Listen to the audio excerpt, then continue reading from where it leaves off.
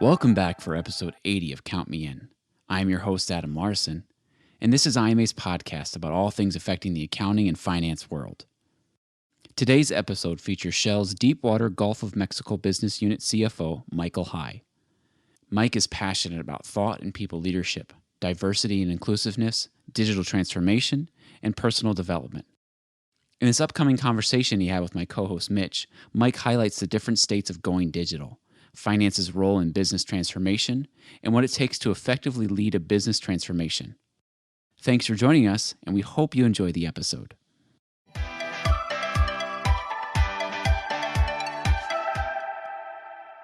For a little background and context in this conversation, can you please tell us what finance digitalization is?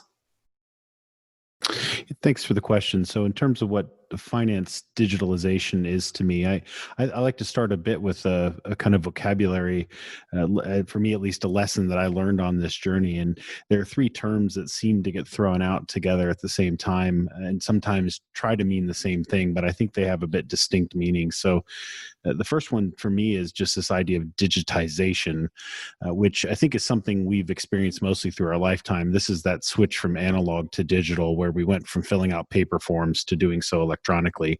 And so for some people, when they hear digitalization or even finance digitization, they're thinking about that element of it. And for me, that's at a minimum step one. And most places we're far beyond it, but there are still pockets where actually this is an important part of digital transformation. The second one is digitalization, which for me is kind of a second phase to that. And this is where we're, for me, thinking about the current ways that we do work and how can we make those current ways and those current business models more productive or perhaps simpler, or make it a little bit easier to collaborate, but it's by and large within the paradigm of the existing way that work is done. And the third phase for me is this concept of digital transformation, which is actually where you're opening up entirely new ways of doing business, perhaps even new business models, new ways to even approach the market, and fundamentally different ways of working. And so for me, that's where the most value ultimately lies, is in that. And I think it's also where you get beyond things like just looking at the IT cost or even the IT side of the equation to actually looking more fundamentally at a minimum data, but also process and also business models. So, with all those considerations, what is the role of finance in the bigger business transformation for an organization? I think our some of our foundational skills, even around understanding value management, understanding cost management, these core skills actually come to the forefront, and it's really important that we help our business colleagues, let's say, frame the decision appropriately and evaluate it appropriately. I think it's kind of easy, especially if you're thinking about digital transformation just simply from that digitization or even digitalization perspective, the kind of first and second steps that I referred to, that you only think about the first order cost effects of this. And I often have found myself in conversations where it's, challenged by, well, Excel is free, so why would I possibly spend more money to do something? And of course, when it's framed that way, it is hard to actually talk your way out of that argument. But when you actually step back and say, actually, what we're after here is a fundamentally different way of doing business, you start to realize that the cost side of the equation is actually only a very small part of it. The value side of it actually is an enormous part of it. And you have to actually be thinking about things like, at a minimum, total cost of ownership of an overall suite of technology, but people productivity in terms of, if you've got the hidden factory of work that is caused by late nights and shuffling between spreadsheets, that ultimately takes a direct toll on people, but also direct toll on your cost. Employee engagement, the value of improved decision making, these become actually important parts of the frame on this to actually make sure you're making a good long-term and sustainable decision for your organization. Well, that's just it right there. You just said sustainability. Once you have this fundamental difference in the way you look at your business and you've gone through this transformation, what is the impact on your forecasting and your strategic business planning going forward? Yeah, so I think maybe to take forecasting as a first part, and then I'll talk maybe wider around business transformation. On the forecasting front, I think there's a recognition that, of course, there's no crystal ball that'll tell you a precise answer about the future. And unfortunately, when many of us are trained to try to get as precise of an answer as possible about the past, and there probably are facts that we can ultimately uncover if we just dig deeper and deeper and deeper, applying that mindset to a forward-looking forecast actually, I think, undermines the general quality of it. And there's an adage around, you're better to be approximately right than precisely wrong. And I think that is a transition that those of us who've been on this kind of a journey in accounting and finance have to ultimately make, is recognizing letting go of some of that precision might be the key to finding that approximately right view of the future. And I think one of the things that digital transformation enables related to that is the way I'd almost describe it is, it's so much effort to just find one number. So if that's one business plan CFFO number at the end of the day, in our company at least, the process of getting to that can take months, if not an entire year, to just get the one number. Whereas digital transformation potentially enables you to find 3 or 4 approximately right numbers across a range and across a set of scenarios and sensitivities that allows you to actually recognize, okay, the outcome could be this, this, or this. And if I want to use a number for example, performance management and target setting, I may choose one which is a bit more aggressive in the range to be able to drive performance. And at the same time, if I'm going to use a number to try to take the best guess of what I think is going to happen, I'm going to take something that's probably in the middle of the range. And if actually I'm going to give a commitment to the external market, something that the market is going to hold me against to see whether I deliver, I may actually take a more conservative number in the range. And I think digital transformation allows us to with the same amount of effort or even less, be able to generate 3 or 4 numbers in the time that it actually take us to generate one. In terms of wider business transformation, one of the phrases I kind of find myself referring back to is this idea of putting the business back in business planning. And one of the things I think that's happened with having this process, which is so arduous and so difficult, is that basically it ends up being a finance and an IT process, mainly because finance kind of knows the numbers and knows the details. IT knows how to use the technology and the systems that are very complex and difficult, and it leaves very little room actually for the business itself, who ultimately should be the end owner of the numbers and the forecast, to be able to spend a lot of time just soaking and thinking and reflecting on it. If 99% of your process is just getting to that one number, you leave 1% for the business to actually sit and reflect upon it. You got to guess that's not leading to great business outcomes. So I think part of this transformation will be changing the portion of time between, call it the IT and the finance part of it, to actually allowing much more of the process to be driven and owned by our business counterparts as well. So there are certainly a number of considerations, and you mentioned quite a few different benefits, great value to be realized through this process. But I'm sure it's not just a matter of saying, "Okay, we're going to do this," right? So, can you name a few of maybe some of the common challenges that you have come across or are aware of, and things for our listeners to consider as far as potential pitfalls as they look for this transformation? Indeed, quite a bit, and I would actually say a good sign of that you're going about this in the right way is that you're hopefully coming across pitfalls quite frequently. And what I mean by that is a little bit this fail fast adage, but traditionally our approach around technology implementation has followed a very waterfall like project management approach, which is you spend quite a bit of time defining requirements, and then in a sequence set of steps, perhaps lasting over a course of years, you hand off from one team to the next until an end product is produced that the original customer may still not even be around, gets the output, and it's a comparison against those original requirements from years before. And there hasn't been a lot of customer involvement on the way. And so I think so one of the adages would be, if you're finding pitfalls, it means you're probably failing fast enough to actually go about this in the right way. So a couple of those things that we learned is we kind of shifted from a waterfall mindset to an agile mindset around project management of digital projects.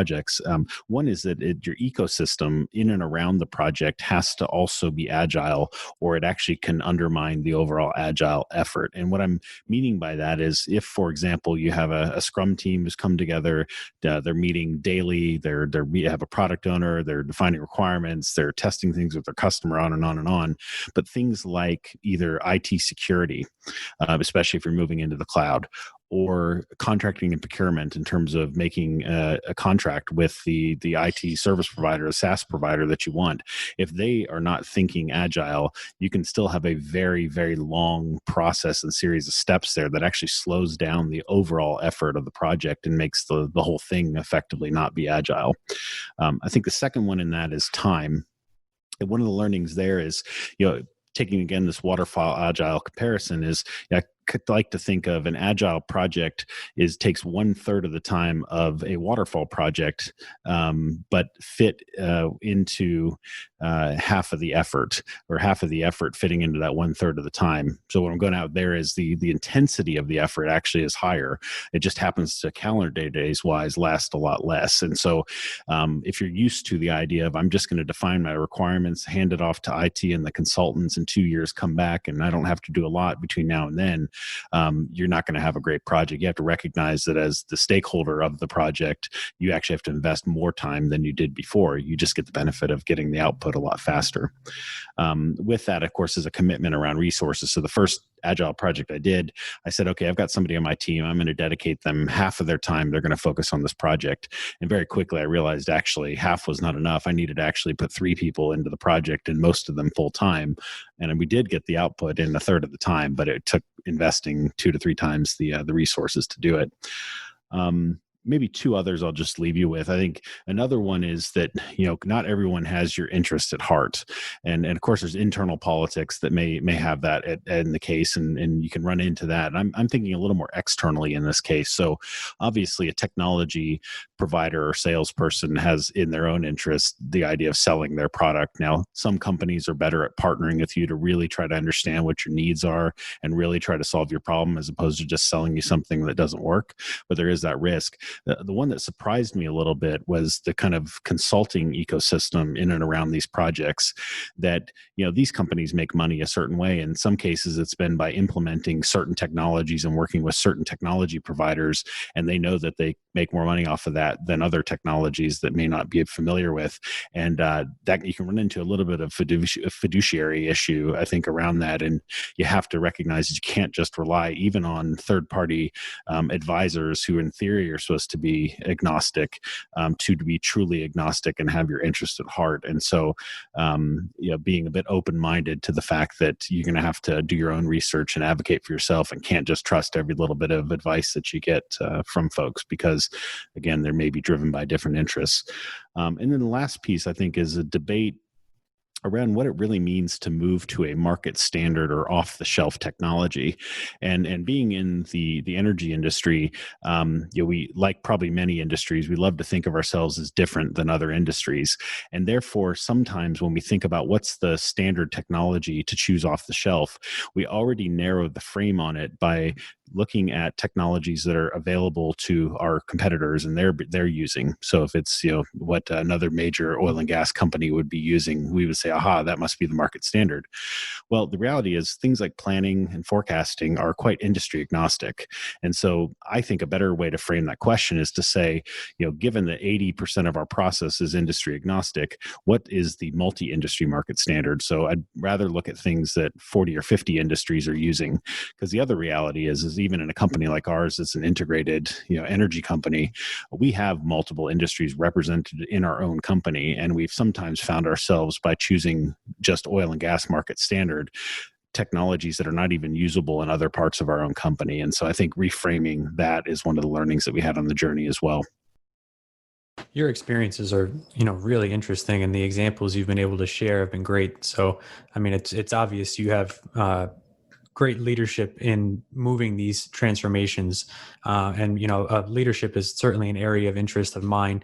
So when it comes to pointing out a leader, if you're looking to identify somebody who would be good at leading a business transformation, who does that look like to you, and what kind of skills or attributes do you think one individual needs if they want to bring this to their organization? No, thank you. Thank you for the question. I think for me, it first and foremost starts with a learning mindset, and there's a lot of discussion around this the kind of idea between fixed and learning mindsets that even underpins our current discussion in our company around safety performance. And you've got to switch to a world where you recognize you don't know everything, and that's okay. And you got to be willing to admit mistakes and learn from them and go on, and recognize that when someone else knows something, that's an opportunity to learn from them, not something that is competition.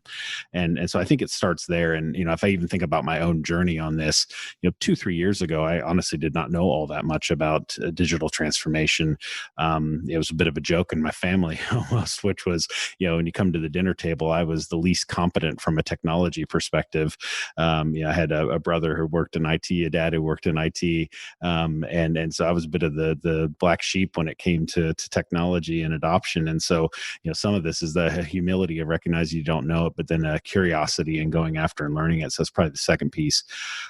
I think the third one then would be persistence. This is not an easy thing to advocate for. Again, back to this idea of first order effects on cost versus second and third order effects. When you're, especially in an economic environment like this, advocating for spending money on something, especially from the lens of finance, that's a difficult sale, and especially where most of the value is in things that's a little bit harder to measure. Everything from, again, the user experience and employee engagement through to total cost of ownership. These aren't as easy to measure as just looking up the contract price of a piece of software. And so, kind of staying with the struggle and going after it, and persisting, and staying on message. Sometimes, in the case for a year or so, I kind of find this is an exponential journey, not a linear one. And so, the payoff has been massive, but it only came in the last 10% of the timeline, not in the first 90%. And then I think two other things that come to mind is having a strategic view. And what I mean by that is, again, back to this idea, if I'm just trying to solve a problem for my immediate business line, I'm not necessarily solving it in a way that will help my overall company. And again, if I'm only looking at my industry and not looking at other industries, I'm potentially sub-optimizing on an industry-specific solution versus a bigger one. And so I think having that bigger picture in mind, the other part of bigger picture in mind could even be cross-functional, because I tend to believe that most of the value in companies is actually lost between interfaces, whether that's interfaces between departments or interfaces between businesses. I've seen it a lot in the space between functions. And then the flip side of it is, if I think back to all of my proudest achievements, since I've been working in my company for almost 15 years now, they've almost all come when I've partnered with another function. So whether that's with HR or IT or legal, or many other functions, that combination of functions and the different perspectives can be very valuable. And so that also is part of the strategic view of recognizing this is a cross-functional thing to go after. And then maybe the last one is, putting your skin in the game. And so that ultimately comes down to this willingness to commit resources and time. And so if I'm not willing to have my team reprioritize what it's working on and go from half a person to those 3 people working on a project to make sure the right knowledge was in the project to get it delivered on time, then I'm not, drinking my own Kool-Aid, right? So I'm actually going to take a step back to the beginning of the conversation. You even said, nobody has a crystal ball. Nobody can really predict the future. But you've seen your organization change. You realized you yourself needed to change, and all that goes back to learning. So with this ongoing need to learn and the new skills that are, needed in today's business environment, what do you think individuals or organizations, what should they be working on to best prepare themselves for the future here? Yeah, I think one of the things that will prepare us best for this future, and I know I have said it a few times, but probably good to continue to emphasize it, is we have to pivot as individuals from being the knowers and the people with the answers to the people with the best questions, and that for me again is underpinned by this idea of a learner mindset. The reality is, whatever skills are going to be needed to navigate us through the future, we probably don't have all of them right now, and may not have any of them in some cases. And I think just what we've all experienced in the last 6 months should show us that. Maybe and just an interesting anecdote I'll share as well, because I think the second one we need to do is we clearly need to have a more diverse and more inclusive function as finance. And I think it doesn't even just take the external events that have been occurring with George Floyd and others to acknowledge that. But if I even reflect on something very close to home, which is just strictly about our capability as finance and around risk management. I attended a finance conference back in October, and in that I attended a workshop that was on scenario planning and risk management, and there were 140 people in the audience representing perhaps 30 to 40 different industries. And so as part of the talk, the speaker had us list the top 5 risks that our business we thought was going to encounter in the coming years. And so if you take an audience of 140, multiply that times the 5 risks, you come up with 700 potential risks that could be identified, again, across 30 or 40 industries. And what was fascinating was, this was in October, and out of 700 potential risks identified cutting across these industries, there was not a single person who identified a pandemic as one of the primary risks that their business was going to be exposed to. And one of my reflections and the linkage to diversity and inclusiveness and the ability to forecast as a function and why we need to change is, there were clearly people on this planet at that time who knew that a pandemic was a significant risk that we needed to be thinking and planning for. And so what is it about our function that, in that cross section of 140 people, we did not manage to have anyone who was thinking in that way? And if there's anything that kind of sells the point for me on the value of diversity, it's this ability to recognize risk and understand from different life experience and perspectives and education and training and all these things that there are many different outcomes that the world could be experiencing and things we're exposed to, and being able to then link it to inclusion, which is maybe there are people who do see it, but they don't feel like they can speak up about it. Creating an environment where they can is going to be a really important part of our function as we go forward.